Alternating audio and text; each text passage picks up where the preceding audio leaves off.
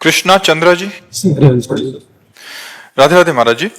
गुरुदेव भगवान, एक पिता माता के नाते बेटा और बेटी को ब्रह्मचर्य की बारे में मतलब सरल और बिना संकोच के महाराज जी कैसे समझाएं? कभी मतलब जब बच्चे बड़े हो जाते हैं तो समझाना चाहिए, उनको बैठाना चाहिए पास और दोस्त की तरह समझाना चाहिए।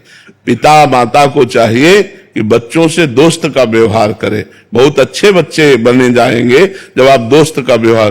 देखो, अब तुम्हारी उम्र बढ़ रही, तुमको ऐसे मित्र मिल सकते हैं जो तुमको गलत बातें बतावें, गलत बातें मोबाइल में दिखावें। तुम देखना नहीं, करना नहीं, कोई हरकत गलत मत करना, ऐसा मत कर। जो ब्रह्मचर्य संबंधी सावधानियां हैं, अगर आप खुल करके बात करोगे तो अपनी कमियां खुलकर आपके सामने कहने लगेंगे। डांटना नहीं है, प्यार से। अच्छा, अगर आप में कोई गलती हो तो आप बताओ, ऐसी गलती की, अब आगे मत करना। अगर तुम्हारा मन कहे तो हमसे बात कर लेना, हम आपको समझाएंगे, लेकिन गलत मत करना। अब जैसे अगर भय है कि पापा से कहेंगे तो काट डालेंगे, ऐसे नहीं वचन उच्चारना चाहिए। तो गलत तो होगा ही, लेकिन आपको पता नहीं चले पाएगा और वो बहुत गलत हो जाएगा। उचित यह है कि अगर तुमसे गलती हुई तो हम तुम्हारा सहयोग देंगे, हमको बताना, हम तुम्हारे सहयोग में। तो बच्चे एक खुले हो जाएंगे आपसे और आपको अपनी कमी बता देंगे, तो जिन कमियों से आप उनको बचा सकते हैं। नहीं, आज हमारा जो वातावरण है ना, सब अपने में बिजी हैं, माता पिता अपने में बिजी हैं, बच्चे अपने में बिजी हैं, तो कोई किसी को समझा नहीं रहा है और अध्यात्म का मार्ग गुप्त होता जा रहा है, क्योंकि किसी को फुर्सत नहीं कि शास्त्र पढ़े, किसी को फुर्सत नहीं संत महात्माओं के पास जाकर बैठे। कोई बिरले भाग्यवान ऐसे हैं जो संत समागम कर रहे हैं। अब वो और उनका परिवार निश्चित परिवर्तित होगा।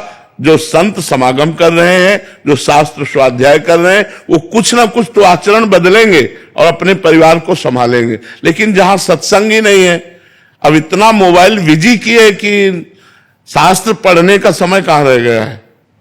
मोबाइल से फुर्सत नहीं, एकांत में बैठे गेम खेल रहे हैं, सीरियल देख रहे हैं, ये मोबाइल से फुर्सत नहीं। शास्त्र स्वाध्याय के लिए तो एकाग्रता और पवित्र बुद्धि चाहिए। सत्संग सुनने के लिए हमें समय देना पड़ेगा, हमें आचरण सुधारने पड़ेंगे।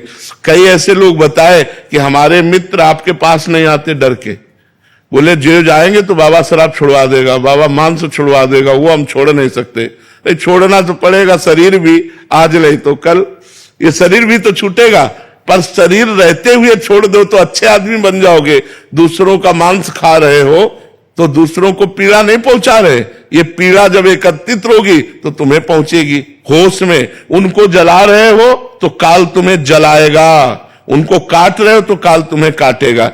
जैसे तुम जीवों को पैर बांध दिए और जला रहे हो नीचे से और भून गए, वो मर गए और उनको खा रहे हो, तो तुम्हें काल भूनेगा, तुम्हारा कर्म तुमको भूनेगा। इसलिए जीवों की हत्या मत करो, जीवों को दुख मत दो, बलवान मत बनो, उनको निर्बल मत समझो। सुनेरी मैंने निर्बल के बलराम, जब भगवान तुम्हारी तरफ कोप दृष्टि से देखेंगे तो मिटिया मेट हो जाओगे। इसलिए सब पर दया करो, अच्छे आचरण करो तो तुम्हारा मंगल हो जाएगा।